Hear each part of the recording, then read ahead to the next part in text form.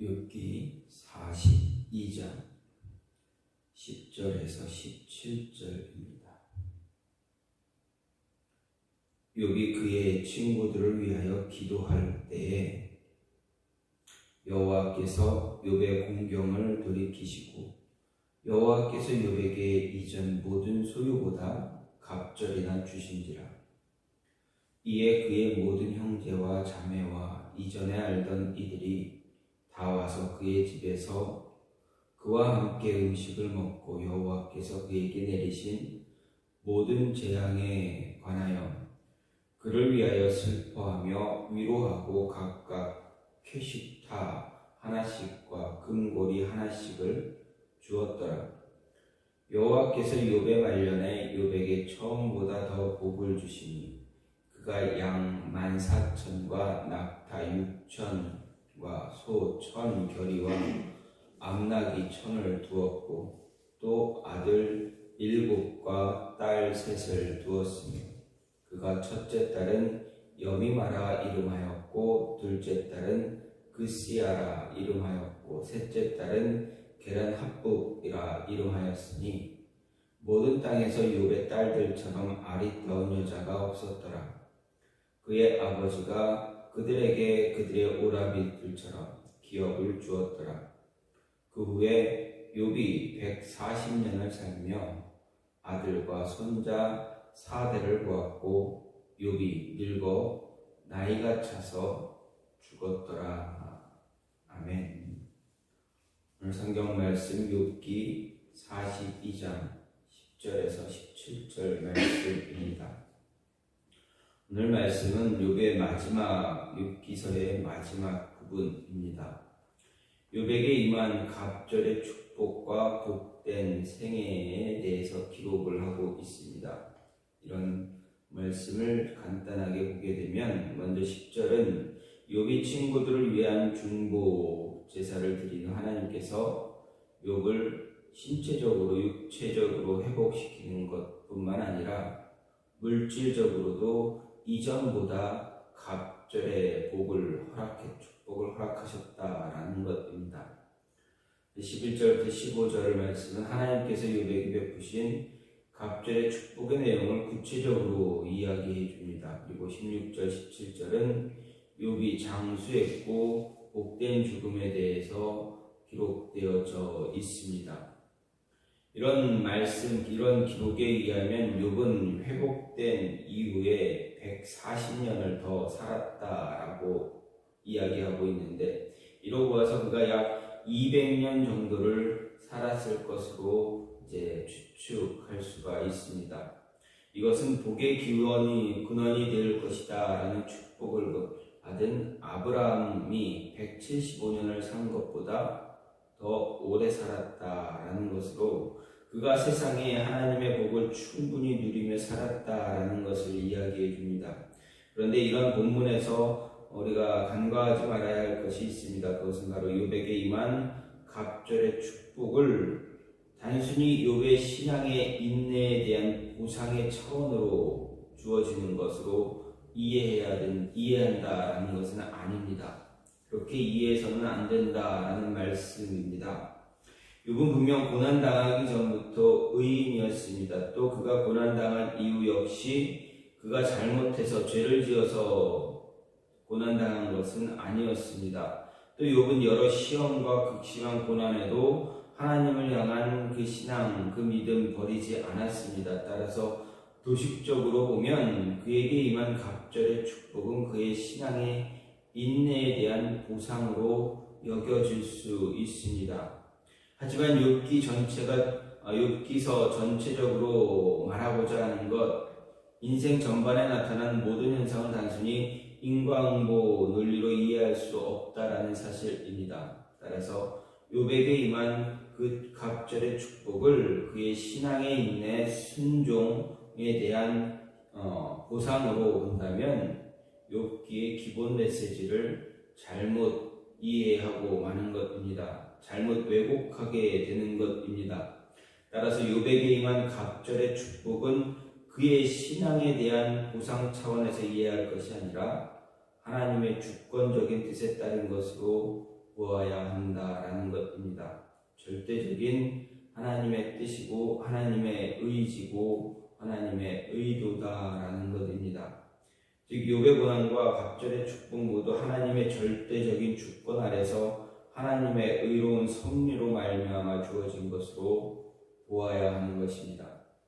한편 이상의 상실에서도 불구하고 알 수 없는 재앙을 당해서 모든 것을 잃고 극심한 고난을 당했던 욥의 회복과 갑절의 축복은 의인이 고난받는 모순된 현상이 더 늘어만 가는 그런 현실의 현상에서 세상에서 살면서 고통당하며 부르짖을 수밖에 없는 오늘날 우리와 같은 우리들에게 주는 그러한 회복을 기대한다라는 점에서 정말 중요한 것입니다.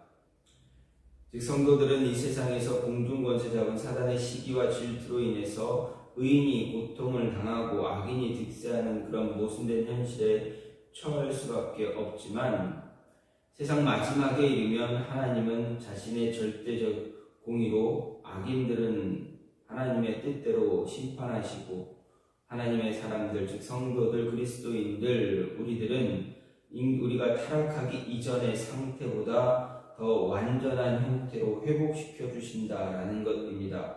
하나님은 완전한 공의를 실현하여 주셔서 우리로 하여금 영원히 복되게 하신다라는 것입니다. 다시 말하면 세상 마지막 때의 욥기서 전체적인 모습은 세상 마지막 때에 인간이 타락하기 이전의 상태로 하나님께서 회복시켜 주신다라는 것입니다.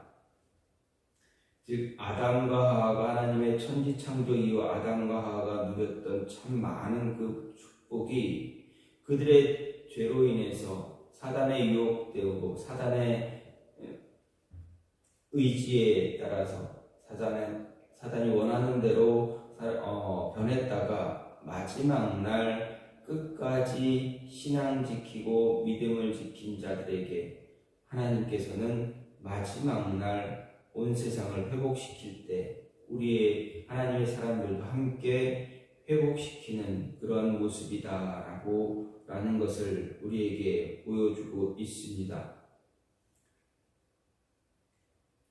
따라서 우리는 이 소망을 가지고 오늘도 힘든 세상을 살아갈 때 결코 낙심하지 말고 실망하지 말고 좌절하지 말고 더 하나님을 의지하면서 믿고 따라갈 수 있는 그 모습이 필요하다. 그 모습으로 살면서 나아가야 하는 그런 모습이다라는 것입니다.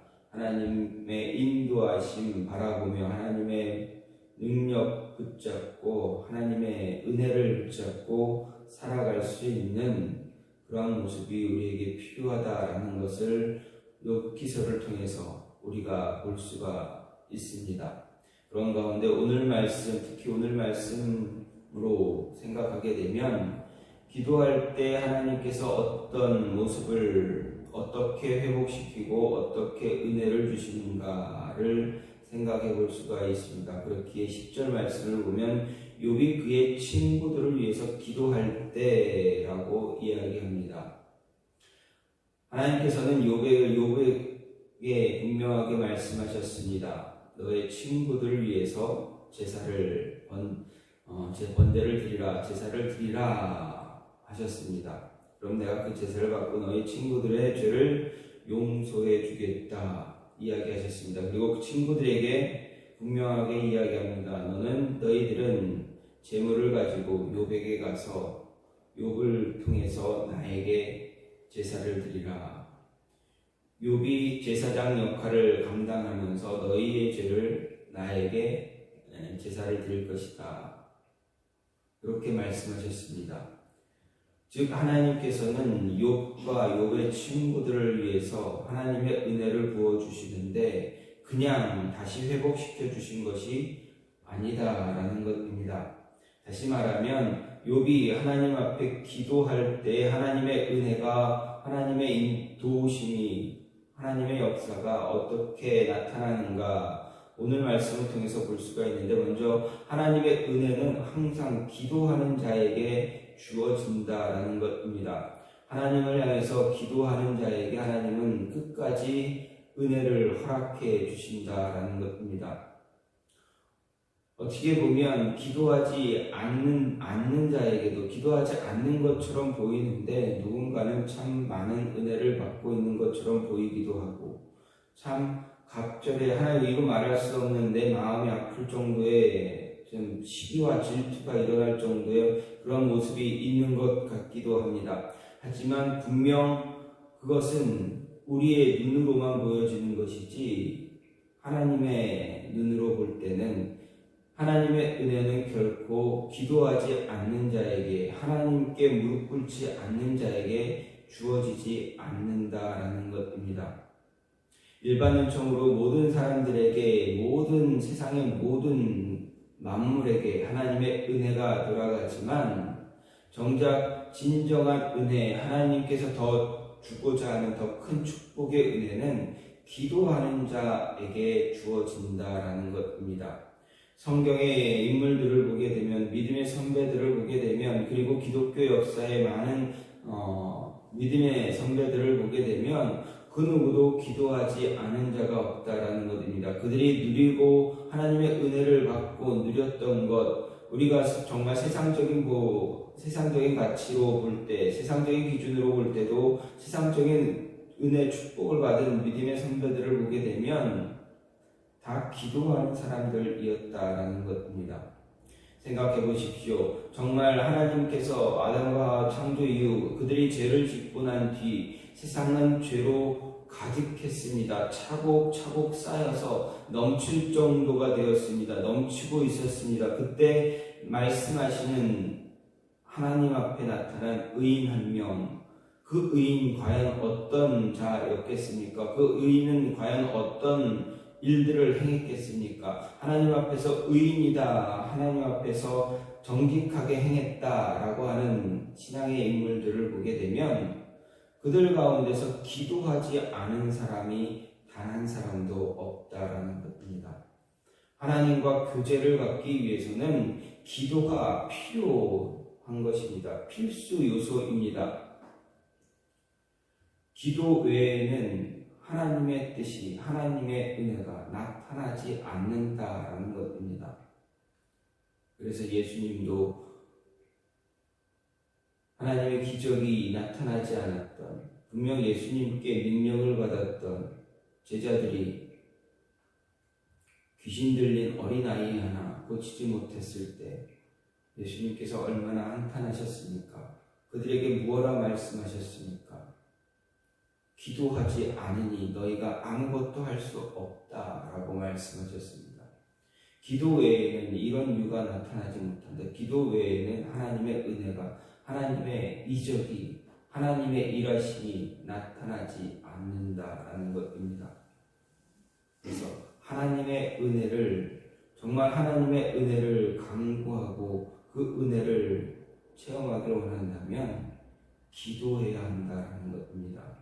하나님께 기도함으로 내 자신을 지키고 내 가족을 지키고 내 가정을 지키고 내 자녀를 지키고 내 부모를 지키고 내가 사랑하는 주변의 많은 사람들을 지켜야 한다는 것입니다. 기도하지 않으면 지킬 수가 없게 됩니다. 또 한 가지는 기도할 때 하나님의 위로를 받게 됩니다. 11절 말씀을 보면 그의 모든 형제와 자매와 이전에 알던 이들이 다 와서 그의 집에서 그와 함께 음식을 먹고 여호와께서 그에게 내리신 모든 재앙에 관하여 그를 위하여 슬퍼하며 위로했다라고 합니다. 내 생각해 보면 욥이 회복되어지니 욥의 모든 상황이 바뀌니 그의 모든 형제와 자매가 그리고 이전에 알던 사람들이 왔다, 찾아왔다, 그를 위로했다라고 합니다.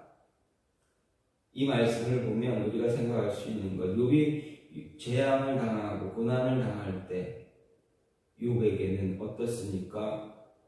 그를 위로하는 자가 단 한 명도 없었습니다. 그의 가족들, 그의 형제, 자매, 주변에 알고 있던 모든 사람들, 그들이 욥을 외면했습니다. 욥이 고난을 당할 때 그 힘든 시기에 누구 하나 와서 위로의 말을 건네주지 않았다라는 것입니다. 그렇다고 해서 그 당시 욥이 하나님 앞에 기도하지 않았느냐? 그렇지 않을 것입니다. 욥은 끊임없이 자신이 왜 고난받아야 되는지 하나님께 기도하며 하나님께 그 이유를 가르쳐 달라라고 기도했을 것입니다. 분명 하나님의 뜻이 있었기에 그때는 하나님은 침묵하셨습니다. 하지만 이제 하나님께서 욥에게 말씀하시면서 그가 왜 고난을 받게 되었는지 그 이유도 설명하지 않으시면서 설명도 해주지 않았지만 하나님이 세상을 어떻게 다스리는가, 하나님의 주권, 하나님의 섭리에 대해서만 이야기해 주시면서 다시 욥에게 은혜를 베풀어 주십니다. 기도할 때 은혜를 받은 욥, 기도할 때 또다시 위로도 받고 있다라는 것입니다. 하나님은 기도하는 자에게 은혜를 주시고 위로해 주십니다. 그런데 그 기도할 때 위로받는 그 위로가 우리가 생각할 때, 우리가 정말 받고 싶을 때가 아니라 하나님의 때에 따라서 하나님이 딱 알맞는 그 순간에 우리가 위로받고 싶었던 자들이 찾아와 위로해 준다라는 것입니다. 모든 시험과 모든 고통, 하나님께서 우리에게 주시는 우리를 향한 모든 테스트, 모든 그런 시간들이 지나갔을 때 하나님은 진정한 위로를 허락하신다라는 것입니다. 우리가 그 인내의 시간을 기도함으로써 그 인내의 시간을 버텼을 때 하나님은 진정한 위로를 우리의 마음속에, 심령에 허락해 주심으로 인해서 우리로 하여금 더욱 크게 하나님을 바라보며 하나님을 붙잡을 수 있도록 해 주신다라는 것 잊지 말아야 합니다. 이러한 모든 시간들을 거쳤을 때 우리의 내면은 어떻게 됩니까? 믿음으로, 신앙으로 정말 아름다운 자 되어지게 해 줍니다. 욥은 하나님 앞에 기도함으로 인해서 모든 은혜를 다시 회복받았습니다. 회복받고 위로도 받았습니다. 그랬더니 하나님께서 그 위로와 함께 하나님께서 많은 축복을 허락하시고 마지막에 어떻게 합니까? 그의 자녀들에 대한 자녀의 축복도 허락해 주십니다. 아들 7을 주시고 딸 3을 주셨습니다. 그런데 그의 딸 3명, 그 3딸은 어떻습니까? 성경이 말하기를 15절에서 보면 모든 땅에서 욥의 딸들처럼 아리따운 여자가 없었다라는 것입니다. 어떻게 보면 온 세상에서 욥의 딸처럼 아름다운 여자가 없다라고 합니다. 그런데 여기서 아름다운 여자라 이야기할 때 그 아름다움은 무엇을 이야기합니까? 보여주는 겉의 외면의 모습만 아름다운 것입니까? 세상 사람들이 보는 그 아름다움의 모습, 외모만 갖추어졌겠습니까? 그렇지 않습니다. 하나님께서 성경에서 말하는 그 아름다움은 외모, 밖으로 겉으로 보여주는 것만이 아니라 그 내면까지도 아름답다라는 것입니다. 여러분, 내면의 아름다움을 쌓는 것 쉬운 일입니까? 그렇지 않습니다. 내면의 아름다움을 쌓기 위해서는 하나님과 절대적인 교제, 그 교제의 시간이 충분해야만 가능하다라는 것입니다. 욥이 하나님과 그의 교제 시간이 충분했기에 하나님은 그의 자녀들에게도 그 충분한 은혜의 축복을 주십니다. 그래서 3딸을 주시고 그 3딸의 내면에 신앙의 정말 아름다운 모습을 주셨다라는 것입니다. 나중에 얻은 욥의 이 3딸의 아름다움은 우리 자녀가 그렇게 간직하길 원하는 그 아름다운 모습입니다. 신앙의 모습입니다. 하나님을 향한 전적인 신뢰의 모습, 순종할 수 있는 그 모습입니다. 우리가 기도하고 끊임없이 기도하고 하나님 우리 자녀를 위해서 매일매일 같이 눈물을 흘리는 그런 부모님의 어머니의 아버지의 그 기도의 응답이다라는 것입니다. 우리 자녀들의 그 내면의 신앙의 아름다움과 함께 겉에 보여지는 외모의 아름다움은 기도 없이는 이루어질 수 없다라는 것 기억해야 합니다. 기도할 때 하나님은 우리에게 은혜를 허락해 주십니다. 기도할 때 우리가 어떤 힘든 어떤 어려움이 있을지라도 하나님은 위로해 주신다라는 것입니다. 그리고 기도할 때에 하나님 우리의 자녀들의 내면의 아름다움, 정말 하나님 앞에서 아름다운 자녀가 되어질 수 있도록 붙잡아 주신다라는 것입니다. 따라서 우리는 이것을 위해서 기도해야 합니다.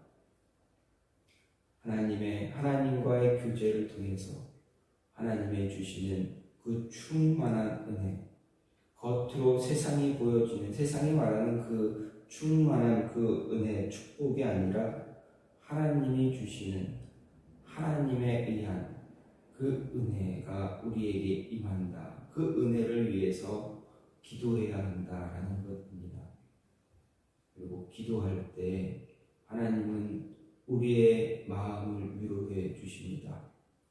우리가 당하는 우리 안에 있는 그 힘든 어려움들, 마음 고생들, 겉으로 보여지는 고생, 내면의 고생, 그 안타까움들 하나님은 위로해 주신다라는 것입니다.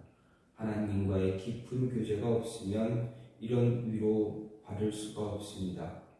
왜냐하면 침묵하실 때 하나님의 위로가 침묵하신 이후의 위로가 더 크고 감당할 수 없는 큰 은혜의 위로이기 때문에 그렇습니다. 그리고 기도할 때 우리의 내면과 외면이 아름다워질 뿐만 아니라 우리의 가족, 우리의 자녀의 내면과 외면의 아름다움은 세상 사람들이 부러워할 만한 그러한 아름다움이다라는 것, 하나님의 그 위로를 허락해 주신다는 것 잊지 마시고 끝까지 기도할 수 있는 그런 하나님의 자녀들 저와 여러분이 되기를 간절히 소망합니다. 기도할 때 하나님과 만나시면서 기도할 때 하나님의 응답도 들으시고 기도할 때 정말 충만한 위로와 은혜 역사가 여러분의 가정과 자녀들 그리고 여러분이 일하는 모든 곳에서 주변의 많은 사람들에게 커다란 영향을 줄 수 있는 그런 모습이 나타나기를 간절히 소망합니다. 이 시간 같이 기도하기를 원하는 것은 하나님 우리로 하여금 기도할 수 있게 우리의